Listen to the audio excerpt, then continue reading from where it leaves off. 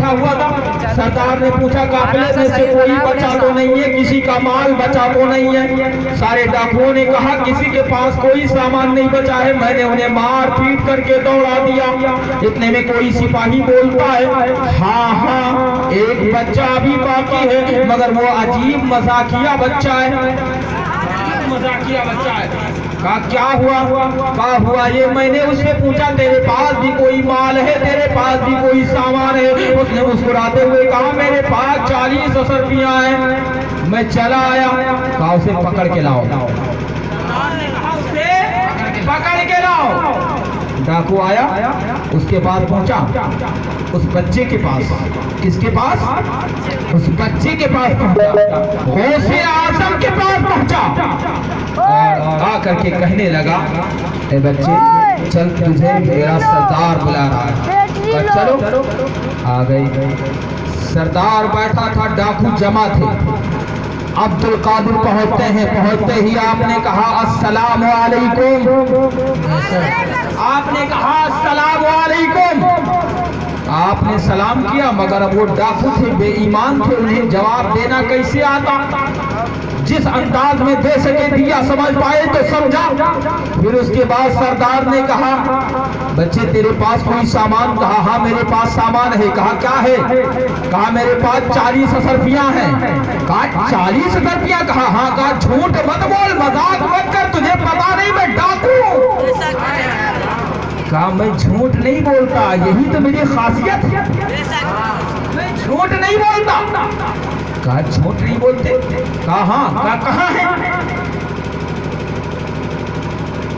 आपने अपनी वो वास्तविक सिदरी उतारी और फिर उसके आबा में बगल के नीचे जो असरफियां सिली हुई थी उसे आपने उधारना शुरू कर दिया। उसे आपने फाड़ने के बाद अशरफियां निकाली और डाकुओं के सरदार को दिया।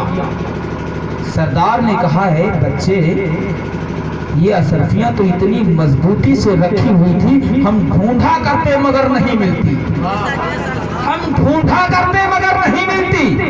तूने इसे छुपाया क्यों नहीं? तुझे मालूम नहीं था कि हम डाकू हैं? तुझे मालूम नहीं था कि हम ये माल ले लेंगे? तुझे मालूम नहीं था कि हम इस माल को छीन लेंगे, तुझे ऐसे खाली हाथ दौड़ा देंगे? अब्दुल कादिर ने फरमाया मैं जानता था तुम डाकू हो, मैं जानता था तुम डाकू हो, इस वजह से मैं ऐसे जान गया। मुझसे पहले काफिला जो गुजर कर रहा था उसे तुमने पकड़ा, उसका माल छीना, मैं देख रहा था, मगर फिर भी मैं छुपाया नहीं। गौसे आजम फरमाते हैं मैं डरा भी नहीं। गौसे आजम फरमाते हैं मैं डरा भी नहीं। कहा तुम डरा नहीं, माल को छुपाया नहीं? कहा हाँ, छुपाया इस वजह से नहीं कि जब मैं घर से निकलने लगा था मेरी वालिदा माजिदा ने अपने गोद में मुझे लिया और लेने के बाद दुलार किया, प्यार किया और फिर मुझसे कहा है मेरे बच्चे हरगिज हरगिज झूठ मत बोलना। अब मैं अपने माँ से किया हुआ वादा कैसे तोड़ सकता हूँ? हरगिज नहीं हो सकता। या सरफियाँ तुम ले लो या मुझे दे दो, कोई फर्क नहीं पड़ता, मगर मैं अपने माँ के वादे को तोड़ नहीं सकता। सरदार की आंखों में आंसू आ गए।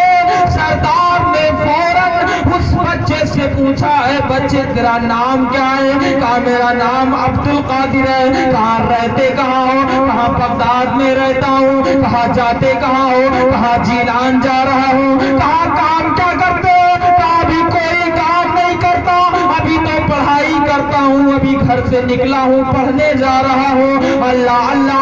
डाकुओं के सरदार ने उस बच्चे को आगे बढ़ाया और बढ़ाने के बाद उसे सीने से लगाया और लगाने के बाद उसके हाथ को पकड़ लिया, अपना हाथ उसके हाथ में रख दिया और फिर उसके बाद कहने लगा अरे डाकुओं ये जितना माल है अगरचे मिसाल के तौर पर तुम 20 लोग हो तो 19 हिस्से लगाना और मेरे हिस्से को मत लगाना, 20वां हिस्सा हरगिज नहीं। डाकुओं ने पूछा बात क्या है सरदार जी? कहा बात ये है क्योंकि इस बच्चे को ये बच्चा है, अभी ये बचपन के आलम में भी अपने माँ के किए हुए वायदे को तोड़ नहीं सकता, और हम अपने माबूदे हकीकी का वादा कब से तोड़ते हैं, कब से तोड़ते हैं। अल्लाह अल्लाह। हुजूर गौसे आज़म रज़ियल्लाहु ताला अन्हु के हाथ में हाथ दे करके वो अपने साथियों से बता रहा है, सरदार ने जब ये जुमला कहा, डाकुओं ने कहा, अच्छा तुम समझते हो हम इतने आसानी में तुम्हें छोड़ देंगे?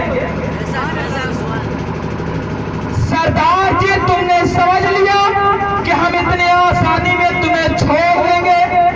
डाकुओं ने जब ये जुमला कहा, सरदार ने कहा नहीं छोड़ोगे तो क्या मुझे मार दोगे? कहा नहीं मारूंगा नहीं। तो कहा फिर क्या करोगे?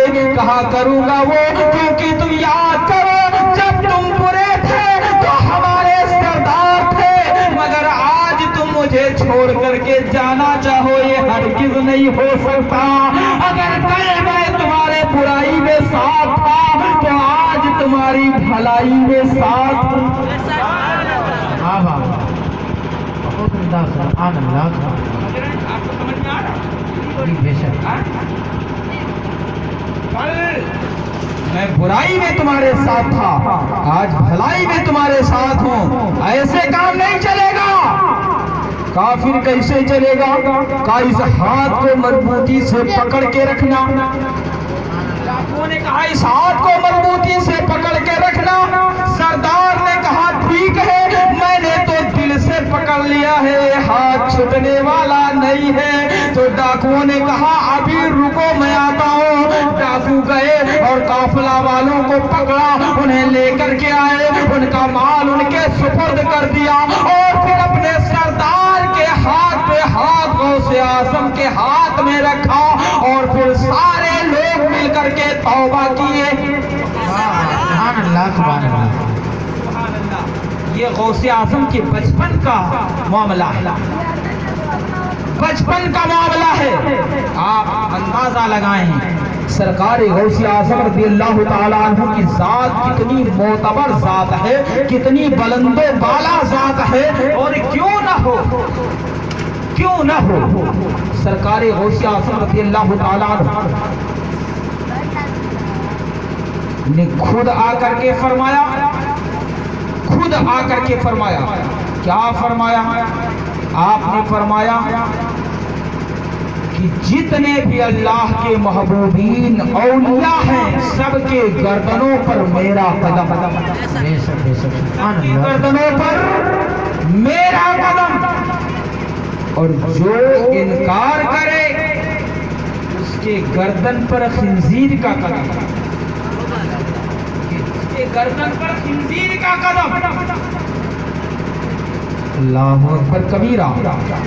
और ऐसा ही है, क्यों न हो, इस वजह से क्योंकि उस ज़ाते मुक़द्दसा के बारे में सरदारे अंबिया दुआ फरमा रहे हैं, मदीने का ताजदार दुआ कर रहा है। मेरे दोस्तों, नबी की बात झूठी कैसे हो सकती है? नबी की बात कैसे झूठी हो सकती है? हरगिज़ नहीं होता। इस वजह से कैसे झूठा हो जाएगा? एक शायर था, नात पढ़ने वाला, नात खानी करने वाला, अल्लाह के रसूल सरवरे कायनात सल्लल्लाहु अलैहि वसल्लम की बारगाह में पहुंचा, और पहुंचने के बाद सरकार की शान में कुछ अशआर पढ़े। मेरे सरकार को पसंद आया, मेरे सरकार खुश हुए, तबस्सुम फरमाए, और तबस्सुम फरमाते हुए आपने दुआ फरमाई, मौला तेरे चेहरे को सलामत रखे। बहुत अच्छे, सुभान अल्लाह। अल्लाह के नबी की नात गुनगुनाते रहते हैं, सुभान अल्लाह। अल्लाह के रसूल ने फरमाया अल्लाह तेरे चेहरे को सलामत रखे। रावी लिखता है कि 150 साल से ज्यादा की उम्र हो गई,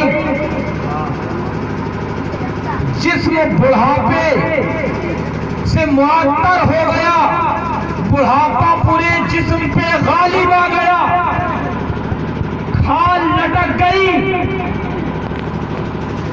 मगर चेहरा 35 साल के जवान